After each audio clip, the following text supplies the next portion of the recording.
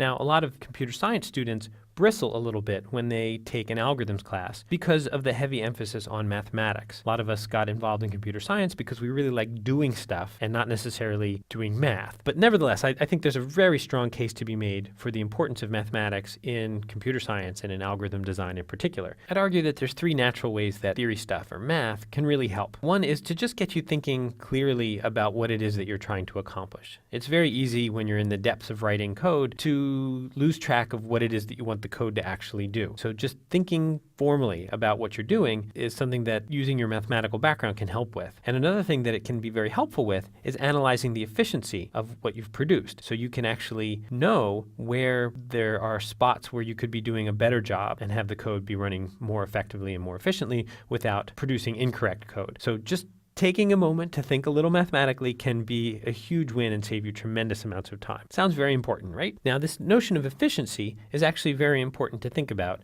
What is it that you want your program to do efficiently? Do you want it to be fast in terms of time? Do you want it to be efficient in terms of the amount of memory on the computer that it uses, so it does its work with as little memory as possible? These days, more and more people are worrying about energy usage. Are there ways of organizing your computation so that it is efficient in terms of the amount of power that it uses? The tools that we develop in this course are going to be useful across the board here, but we're going to mainly focus on issues of time. So to get you thinking about algorithms and how they work and what makes them correct and how to make them more efficient, let's go through an example together. So here's a little bit of Python code that I wrote. It's a routine called naive, because I'm not telling you yet what it actually is doing. And what it takes in as input are two integer valued variables that are non-negative. And then it does some assignments and recalculations and a while loop, and it runs for a little bit, and then it returns z. So what I'd like you to do is take a look at this. It's not very long. It's probably not completely obvious to you right away what it is that it's doing. And I encourage you to run this in Python.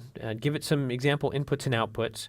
See if you can come up with a pattern for what it is that it's doing, and then convince yourself why. Once you have a hypothesis as to what it's doing, see if you can figure out how you can convince yourself that this program actually is computing what you think it's computing. And then I want you to fill out the following quiz. So you can take this code and you can run it for any particular value of a and b. But I want you to think about what it does in general as a function of a and b. When you run naive ab, does it return whichever of a or b is the larger one? Does it calculate a minus b, or for that matter, does it calculate b minus a? Does it calculate the sum of a and b? Does it calculate the product of a and b?